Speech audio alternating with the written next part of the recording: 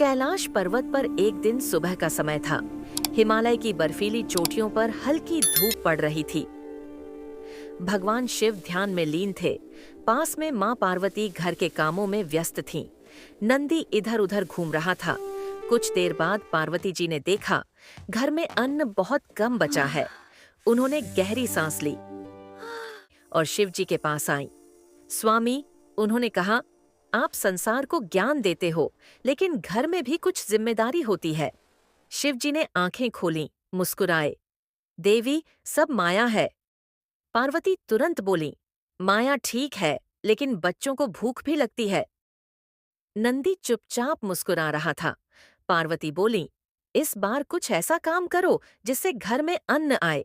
शिवजी ने गंभीर होकर कहा, ठीक है देवी, इस बार खाली हाथ नहीं लौटूंगा। नंदी बोला, प्रभु, क्यों न वृंदावन चलें?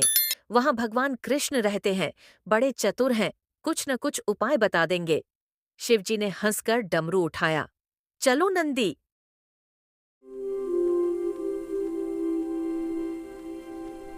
वृंदावन पहुंचते ही शिवजी ने डमरू बजाया। अरे ये तो भोलेनाथ के डमरू की आवाज है। आवाज सुनते ही कृष्ण बाहर आए। अरे भोलेनाथ, आप स्वयं! शिव बोले।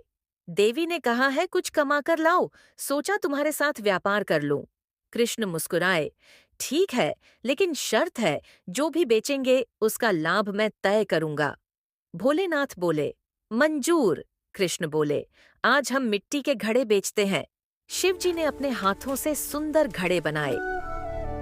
पूरा दिन मेहनत की, पसीना बहाया, लेकिन शाम को कृष्ण ने सारे घड़े गरीबों में मुफ्त बांट दिए। शिव जी बोले, अरे लाभ! कृष्ण हंसकर बोले, उनके चेहरे की मुस्कान देखो। भोलेनाथ चुप हो गए। अगले दिन कृष्ण बोले, आज दीपक बेचते हैं। शिव जी ने सैकड़ों दीपक बनाए। रात आई, सब दीपक जलाए गए,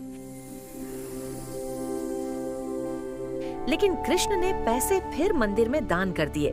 शिव जी बोले, फिर से कुछ नहीं बचा? कृष्ण मुस्कुराए। जो रोशनी फैली है वही असली कमाई है। इस बार कृष्ण ने कहा, आज अनाज बेचेंगे। शिवजी ने पूरी लगन से काम किया। खेत जोते, बीज बोए, पानी दिया, फसल तैयार हुई।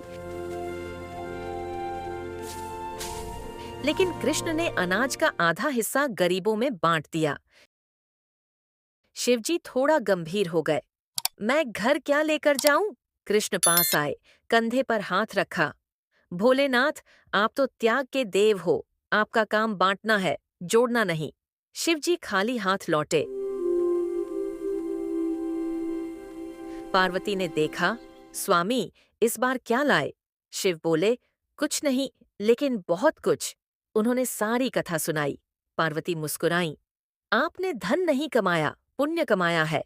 तभी अचानक घर में अन्न के पात्र भरने लगे। देवताओं की कृपा बरसने लगी।